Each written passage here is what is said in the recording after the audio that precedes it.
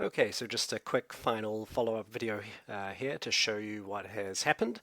So since I moved to having a whitelist campaign and this phishing campaign, the whitelist campaign is still not profitable, although its ROI is significantly better than what the phishing campaign is. And looking at the actual metrics, our conversion rate has about doubled. Our CPA has gone down by, say, 30% or so, though the CPM has gone up.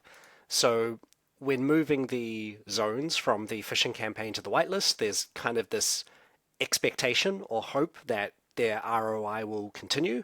That's not always going to be the case, especially with a Smartlink campaign, because there's a lot of variety with the offers that are happening on the back end, right?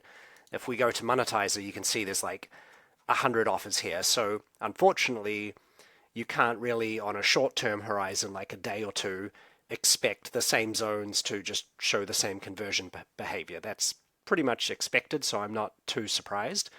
If I look at these campaigns here, and I look at the whitelist, which is 574, so this one here, if I break down by the zone ID and I look at just the lifetime of this campaign, you can see here of all these ones which were added originally, only 2 of them still have positive ROI. These other ones have plenty of conversions, but looking at this, I see this one conversion has revenue of 0.01, and then for these ones here with 6 conversions, I think there's a lot of 0.01 conversions in there as well. Likewise with this with 38. If you remember from looking at our offers, the average payout or per offer is between 30 and 50 cents. So if this was converting at 30 cents a pop, this would be highly profitable, but it's not. I think that's because we're actually getting a lot of very, very small value conversions from the push rev share. So if we come to Monetizer, you can see here push rev share, 200 leads, 192 in revenue. So the EPC and eCPM is great, but it's downstream push stuff. So the payout per conversion, if we look at $202, is about 1 cent, right? So that's explaining some of these low value conversions. So we have pretty good conversion rates, but it's not the direct conversion rate. It's including the push. And there's not much I can do about that. It seems Monetizer just sends the push conversions as part of the normal conversion postback. Whereas the custom event one here, this is the direct push subscriptions that have happened. So just to clarify, CE1, push subscriptions that have happened on the original traffic where someone subscribes, whereas here, this conversion count includes the downstream push revenue share that has come from later push notifications to those users, and the direct conversions from the offer that they saw. So it's a bit convoluted there. In any case, you can see the performance on some of these higher volume zones is not that great. But given this is the whitelist campaign, I would probably let these run for significantly longer to see whether they pan out over the long term. You would probably want to spend at least, like $5 on each of these and see how they perform. But if they don't perform well, even over $5, 7 days, then yeah, you would just kill them from the whitelist as well. There's nothing wrong with that. Sometimes you'll move stuff to the whitelist and it just doesn't back out. That's fine. So moving on in terms of what I would continue doing to drive this into profit, now you would kind of have 2 workflows. You would be checking the whitelist campaign, killing stuff off that's not working over some longer time horizon, and the phishing campaign, just constantly moving profitable zones to the whitelist campaign and killing off zones that are performing badly. And at all stages kind of take a step back and think, have I spent too much on this campaign? Should I stop it in general? Like if it's near, break even, negative 20% or so, I think you could probably push it into the green, but you're going to have to run the whitelist campaign profitably for quite a long time to make up for the losses, and probably will need to spend quite a bit more money on it, more than like $5, $10 a day to do that in the long run. Coming to the original campaign, the phishing campaign here, what I would do is just look at the last, say, 7 days.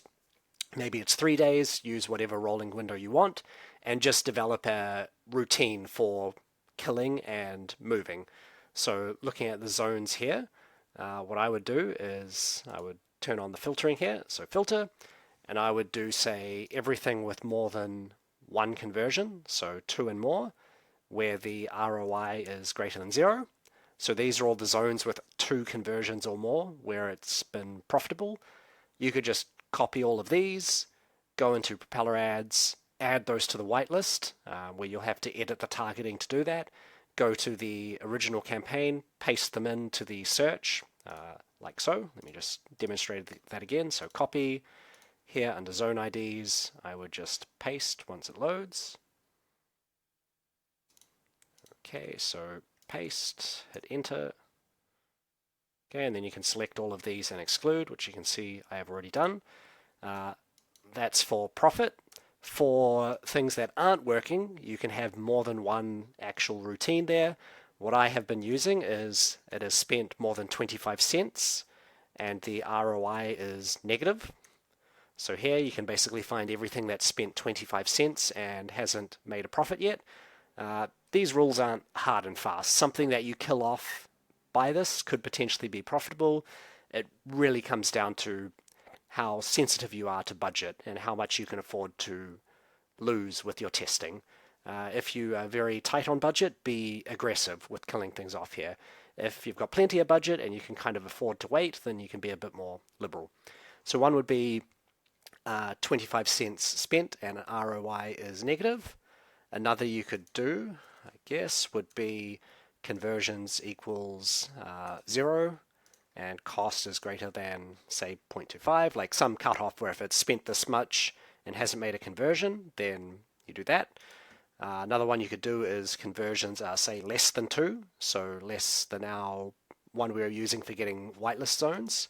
So conversions is less than 2, cost is, say, 0 over 0.25, and ROI is less than 0.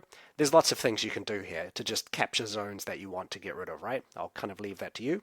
The main thing I would really look for is any of these zones which have spent quite a lot, but they have not made real conversions. Like looking at the revenue here, right? There's conversions of 1, 1, 1, and 1, so, but these are push sub conversions, so these are kind of useless conversions. They're not the actual offer converting. So yeah, pretty simple approach. I think optimizing the Smartlink stuff is very cut and dry. The big downside I see from these Smartlinks is just the volatility, because the back end and the offers in rotation are going to change quite often, but also the sheer breadth of offers that are available here.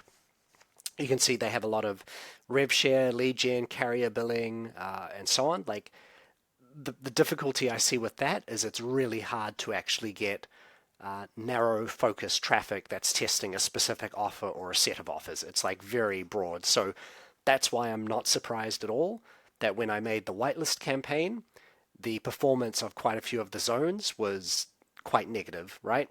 I think you have to spend over a longer term to really see whether that zone works.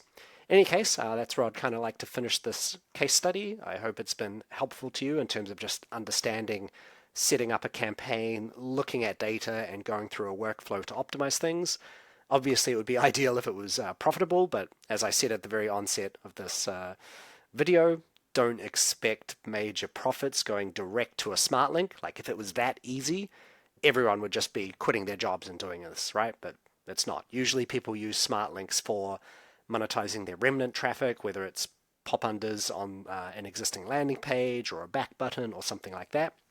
It's really not as trivial or easy as just throw traffic from pop-ups at a Smartlink and you'll make money. But again, I stand by the fact that I think this is an excellent low-risk way to learn about how to set everything up and an optimization workflow. And in all of this, I've spent like $50, right? $50, but I've got a wealth of information to wade through, and I've made plenty of optimization decisions and videos about it. Okay, so that's it for this video. Again, I hope it was helpful, and I'll see you in the next one.